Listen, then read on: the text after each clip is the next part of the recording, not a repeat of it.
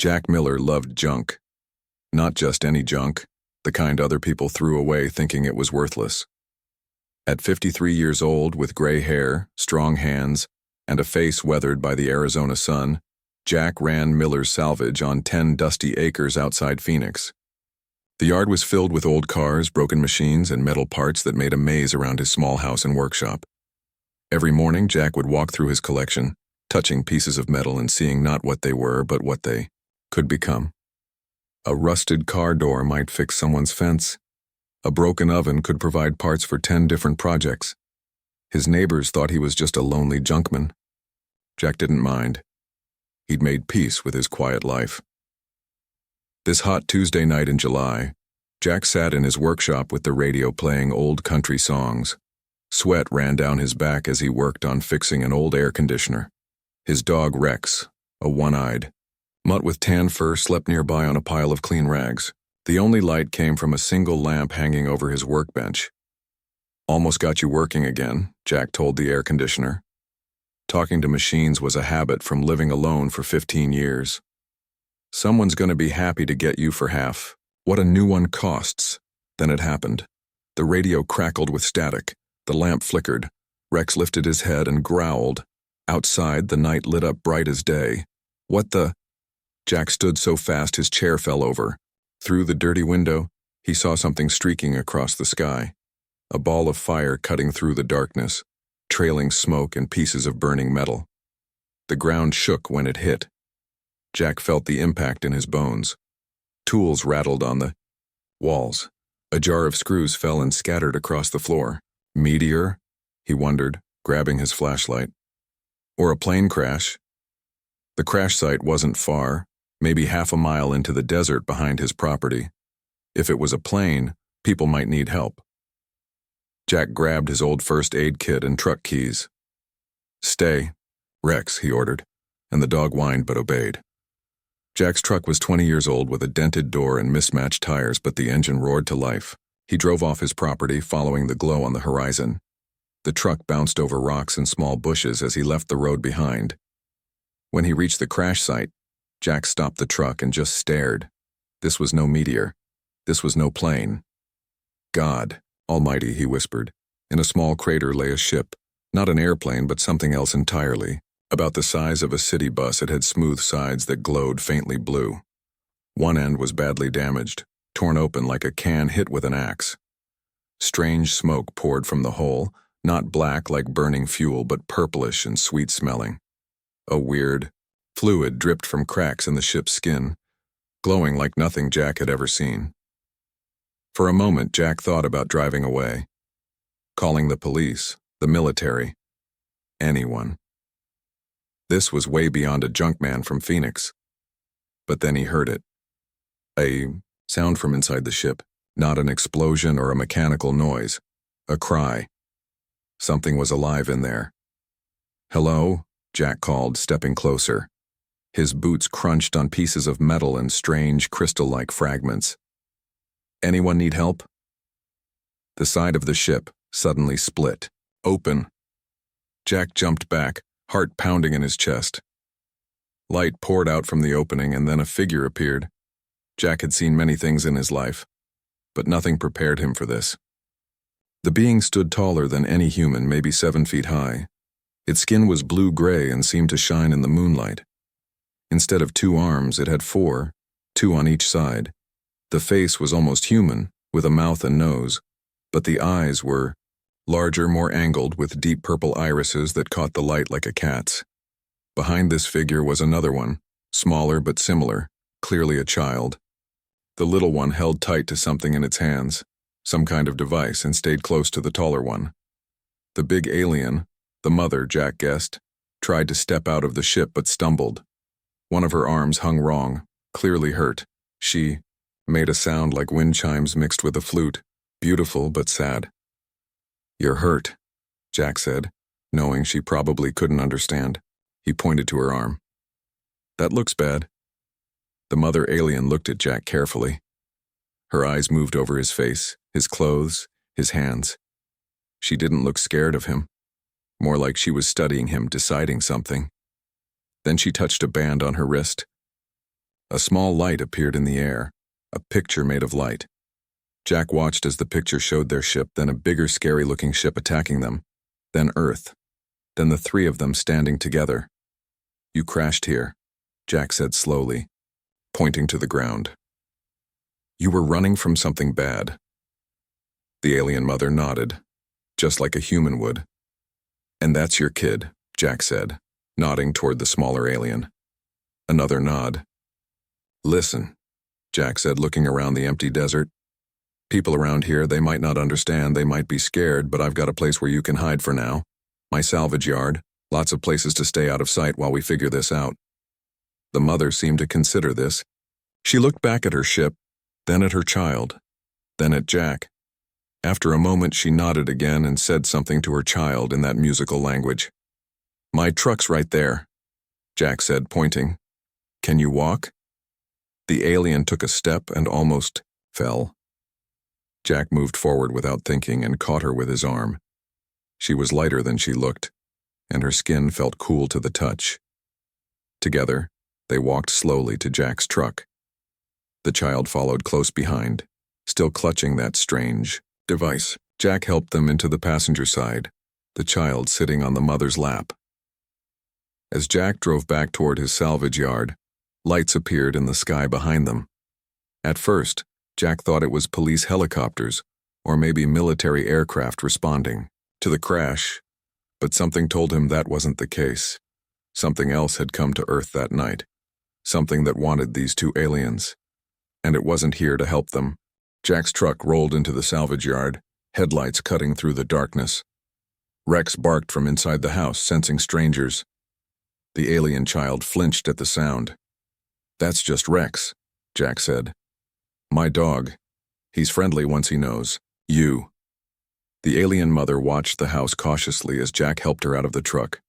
She moved slowly, clearly in pain from her injured arm. The glowing fluid, something like blood, Jack guessed, leaked from the wound, leaving small, shining drops on the dirt. "Let's get you inside," Jack said, looking over his shoulder at the empty desert road. No cars, no lights. Not yet. Jack's house was small, just 2 rooms attached to his workshop. The living area had a worn couch, a small TV, and shelves packed with rescued books and mechanical parts. The kitchen corner held a stove, refrigerator, and a table with 2 chairs. Nothing fancy, but it was clean. Rex, a medium-sized dog with 1 brown eye and 1 blue, growled at first. Then he sniffed the air and tilted his head, confused by the strange smell of the visitors. "It's okay, boy," Jack said, patting the dog's head. "They're guests." The alien mother stood in the middle of the room, her large eyes taking in everything.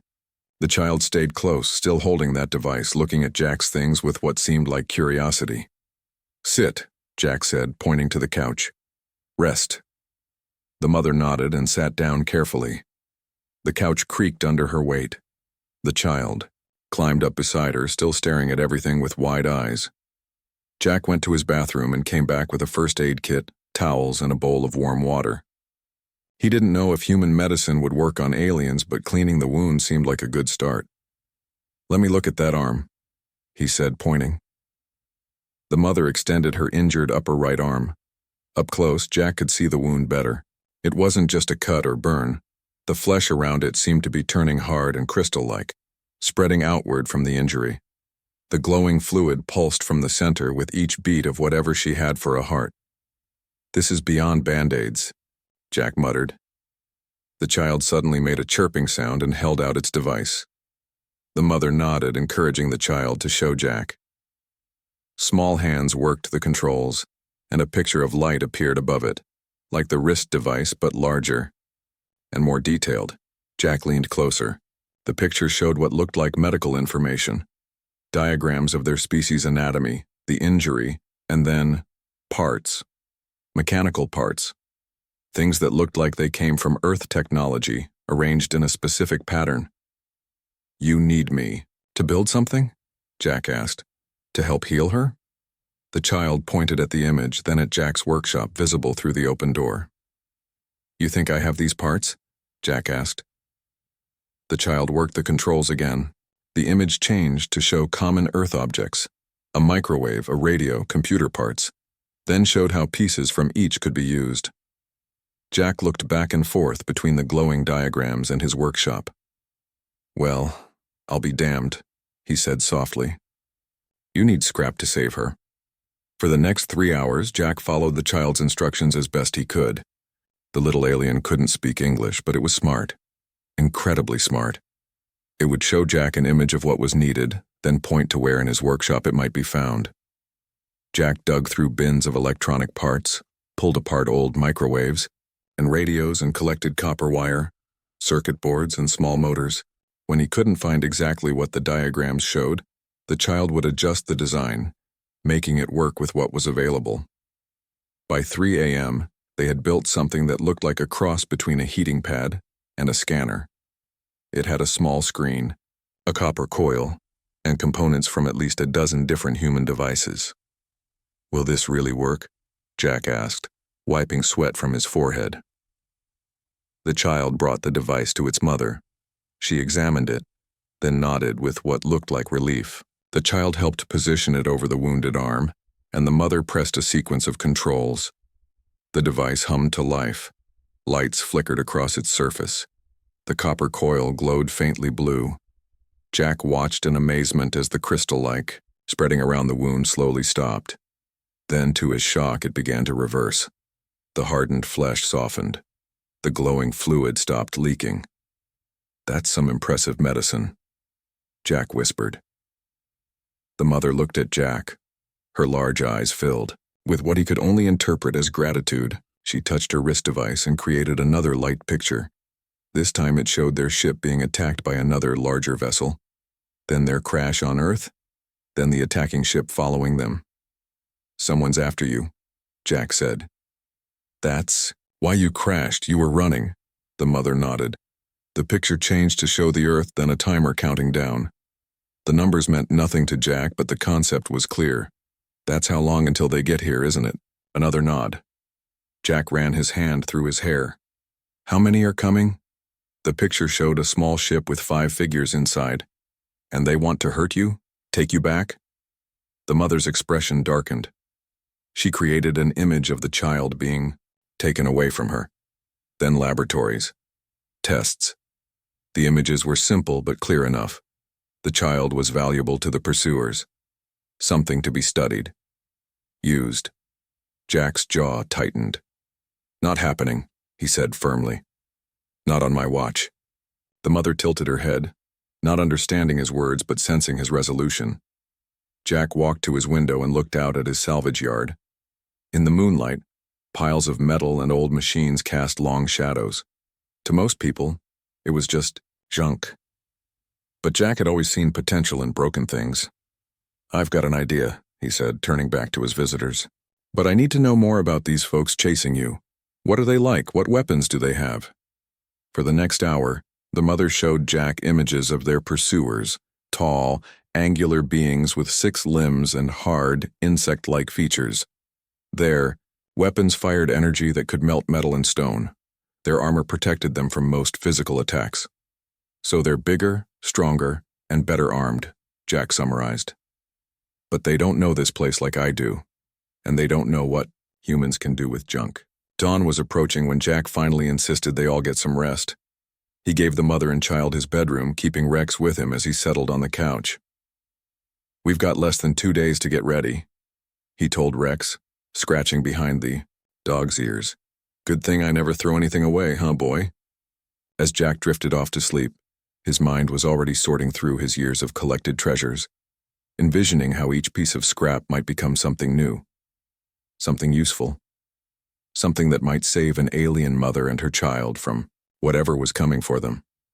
In his dreams, Jack walked through his yard, touching rusty metal that transformed into shining devices under his hands.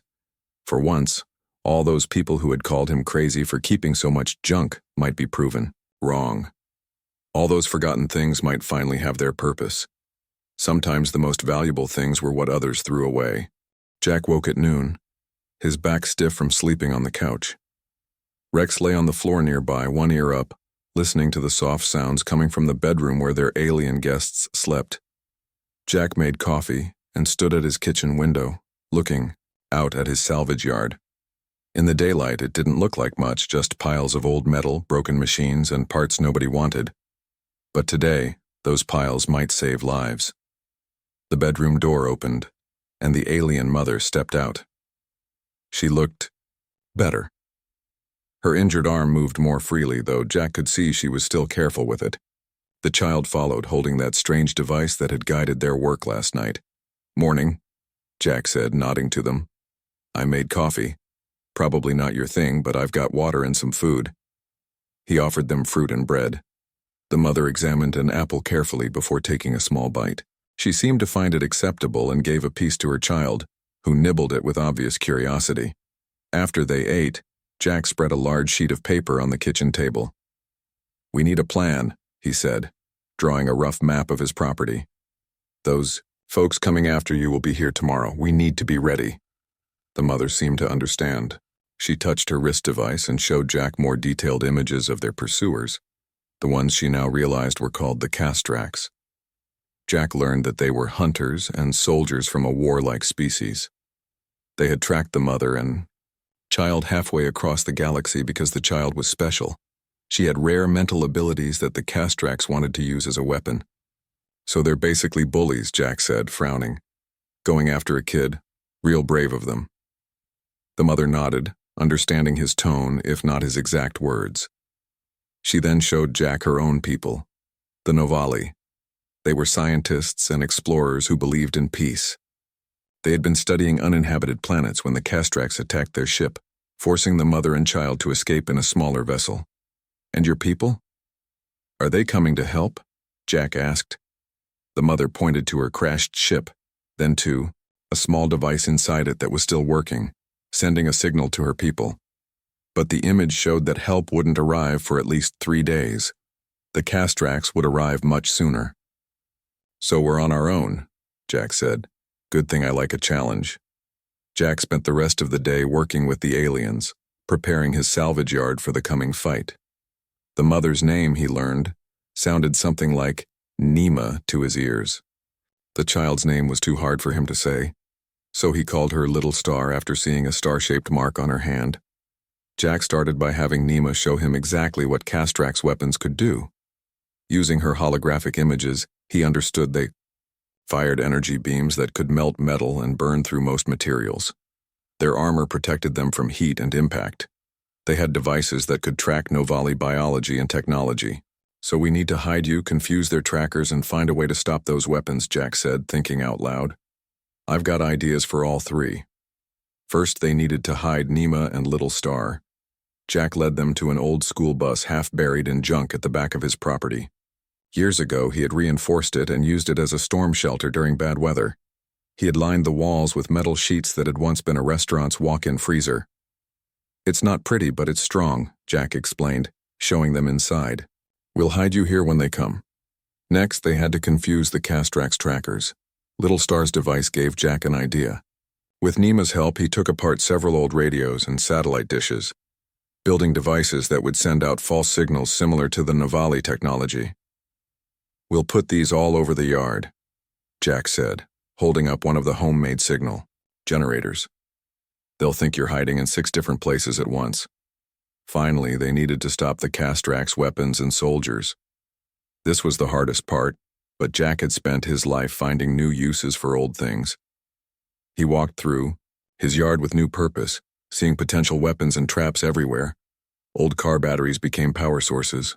Jack connected them to metal plates he buried just under the dirt in several places around the yard. "Anyone steps on these," he explained to Nima, "they'll get a shock they won't forget." A huge old refrigerator magnet from an industrial kitchen became the core of a trap designed to affect the Castrax armor. "If their suits have any metal," Jack said, "this might just grab hold and not let go." From a broken generator, Jack salvaged parts to build devices that would spray water when triggered. "Water conducts electricity," he told Little Star, who watched him work with fascination. "Might short out their fancy weapons." By sunset, they had transformed the salvage yard into a battlefield filled with hidden traps. Jack stood on his porch, wiping sweat from his face, looking at their work. From the outside, nothing seemed different, just the same old piles of junk. But now those piles hid tripwires, electrical traps, and signal decoys. "Not bad for one day's work," he said to Nima, who stood beside him. "Tomorrow we'll finish up and get ready." That night, they sat at Jack's kitchen table eating soup he had made. Rex lay at Little Star's feet, having decided the child alien was his new best friend. The dog seemed especially drawn to her, as if sensing something special about her. "So," Jack said, trying to make conversation despite the language barrier. "Your kid. She's important to your people too, right? Not just to those Castrax hunters." Nima seemed to understand. She created a hologram showing Little Star among her people. In the image, the child was working with other Navali, helping heal injured ones by touching them. Another image showed her seeming to move objects without touching them. "She's got special abilities," Jack said, nodding. "That's why they want her so bad." Nima nodded, her large eyes sad. She showed another image. Little Star growing up, becoming a healer and teacher among her people. "Well," Jack said firmly, "that's the future she's going to have. Not whatever those Castrax have planned." Later, as they prepared for bed, Jack checked all the windows and doors. He loaded his old shotgun and placed it near his couch. He didn't think it would do much against alien armor, but the noise might startle them at least. "Get some sleep," he told Nima and Little Star. "Tomorrow's going to be a big day." As Jack lay on his couch in the dark, Rex curled up beside him. He wondered what he had gotten himself into. He was just a junk man, not a soldier, not a hero. Just an old guy who lived alone with his dog and his scrap metal. But then he thought about Little Star, with her curious eyes and gentle touch. He thought about what would happen if the Castrax took her. And he knew he would fight with everything. He had to protect her and her mother. Sometimes, Jack thought, the most important moments in life come when you least expect them. Sometimes an ordinary person with ordinary things could make an extraordinary difference. "We're ready for them," he whispered to Rex. "They think they're coming to hunt, but they're walking into our trap." Outside, the desert wind blew through Jack's salvage yard, making the metal sing. Tomorrow, that yard would become a battlefield, and Jack Miller, junkman and collector of forgotten things, would show the universe what humans could do with a little ingenuity and a lot of scrap. The next morning came too quickly. Jack woke before sunrise and checked his traps one last time. Each wire, each battery, each piece of metal needed to be perfect. Lives depended on his junk today. Rex sensed the tension and stayed close to Jack, his tail low, ears alert. The dog growled softly at every small sound. "I know, boy," Jack said, patting the dog's head. "They're coming." Inside the house, Nima and Little Star were preparing too. Nima had spent the night fixing her wrist device to work better with Jack's traps. Little Star sat quietly, her large eyes serious, watching her mother work. Jack made a simple breakfast, eggs and toast, but nobody ate much. They were all waiting, listening for sounds from the sky. At 9:17 a.m., they heard it, a low, deep hum that made the windows vibrate. Jack looked up through his kitchen window and saw a dark shape moving through the clouds. It wasn't as big as he had feared, about the size of a city bus, but its design sent chills through him. Unlike Nima's smooth, rounded ship, this one had sharp angles and what looked like weapons mounted on its sides. "They're here," Jack said, his mouth dry. "Time to go." He led Nima and Little Star to the hidden bus at the back of his property. Rex followed, refusing to leave Little Star's side. "You stay in here," Jack told them, showing them how he had reinforced the old-school bus with metal sheets. "Don't come out until I come get you or until you see your people arrive. Understand?" Nima nodded, her large eyes full of worry. She held Jack's hand with two of her forearms, her skin cool against his. Little Star suddenly stepped forward and touched Jack's face. A strange, warm feeling spread through him like sunshine on a cold day. The child made a soft musical sound. "She's blessing you," Nima explained through her hologram. "Protection." Jack smiled, touched by the gesture.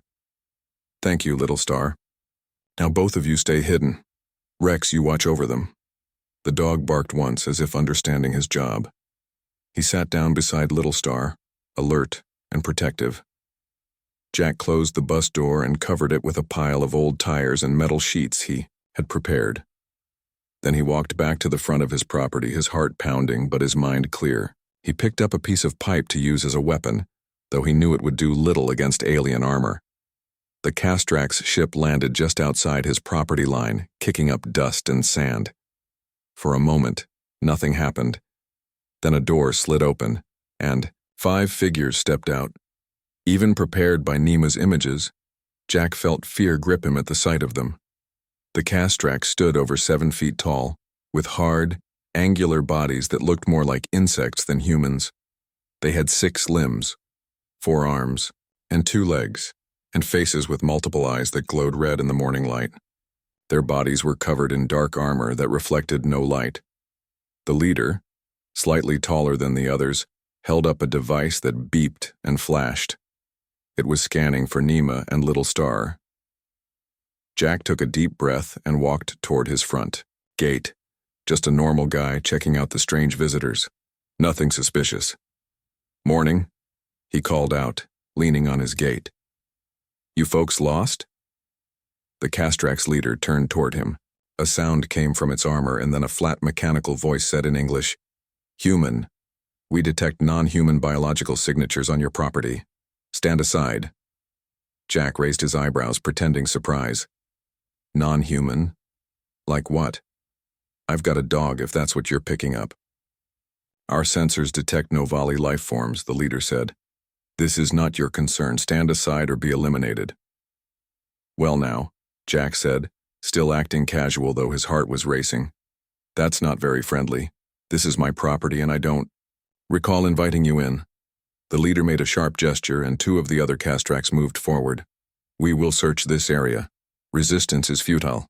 Jack shrugged. "Suit yourselves, but watch your step. Place is a mess." The Castrax pushed past him, entering his salvage yard. Jack followed at a distance, watching as they began to search, their scanning devices beeping in different directions, confused by the signal decoys he and Nima had placed. The first trap was triggered when a Castrax stepped on a buried metal plate. Electricity from connected car batteries surged through its armor. The alien shuddered and fell to one knee, its systems temporarily overloaded. "Oops," Jack called out. "Forgot to warn you about that." The leader turned toward Jack, weapon raised. "Human deception. Where are the Novali fugitives?" "No idea what you're talking about," Jack said, backing away toward his second trap. "But if I were you, I'd be careful where I step around here."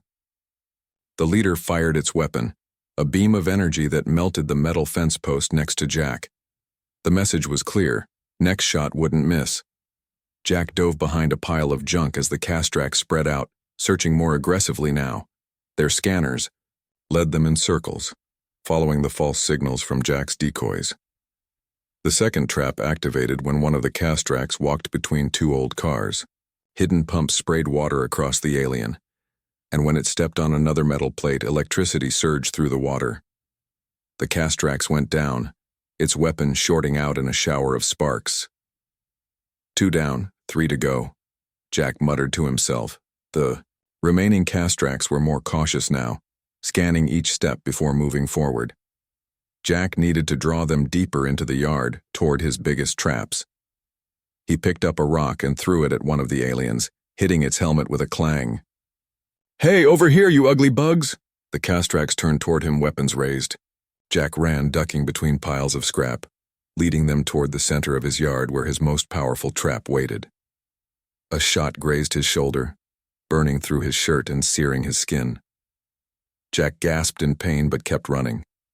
He reached the clearing where a large refrigerator lay on its side, surrounded by what looked like random junk. "Come on," he whispered, waiting as the Castrax approached. The third alien stepped into the clearing and Jack hit the switch.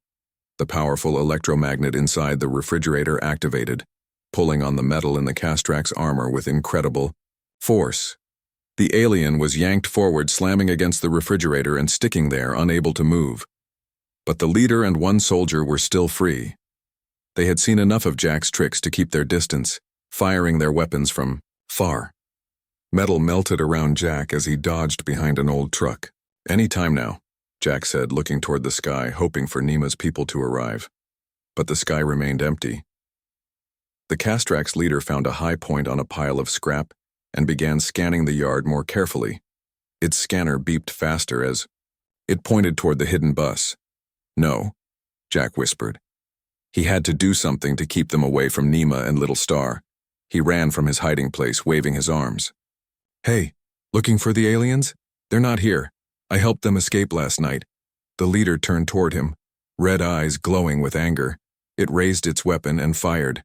Jack tried to dodge, but the beam caught him in the leg. Pain like fire shot through him as he fell to the ground, his leg badly burned. He crawled behind a pile of metal, breathing hard. "Come on," he said again, looking at the sky. "Where are you?" As if answering his prayer, the air suddenly filled with a high-pitched hum. A bright light flashed overhead, and a new ship appeared, larger than the Castrax vessel, with smooth curves like Nima's crashed ship. The Castrax leader looked up, then began running toward the hidden bus, determined to complete its mission before the new arrival could stop it. "No!" Jack shouted. Despite his injured leg, he grabbed a metal pipe and threw it, hitting the leader's leg. The Castrax stumbled but kept going. Then something amazing happened. The hidden bus door burst open, and Rex leaped out, barking fiercely. Behind him stood Little Star, her hands raised. The air around her seemed to shimmer. The Castrax leader suddenly stopped, as if hitting an invisible wall. It struggled, pushing against nothing but couldn't move forward. The new ship landed, and tall, elegant beings like Nima emerged, carrying weapons far more advanced than the Castrax's. In moments, they had surrounded the remaining Castrax soldiers. Jack limped toward the bus where Nima was now standing beside her daughter. Little Star was still holding her hands up, her face intense with concentration as she somehow held the Castrax leader in place. "You did it," Jack said, smiling despite the pain in his leg. "Your people came." Nima nodded, her eyes shining with relief. She pointed to Jack's injured leg, concern clear in her expression. "I'll be okay," he said, though he wasn't sure that was true. The burn was bad. Little Star finally lowered her hands as her people took control of the Castrax leader. Then she turned to Jack and placed her small hands on his injured leg. That same warm feeling he had felt earlier spread through his leg, and to his amazement, the pain began to fade. "She's healing you," Nima explained through her hologram. "It's her gift." Jack watched in wonder as his burned skin began to heal under the child's touch. "Thank you, Little Star," he whispered. Around them, Nima's people, the Novali, were rounding up the Castrax and examining Jack's traps with obvious interest and respect. "Looks like we did it," Jack said, looking around his salvage yard. Many of his precious scrap piles were melted or destroyed, but he found he didn't care. Some things were worth more than junk. Just a man with some scrap against space soldiers. Not bad, huh?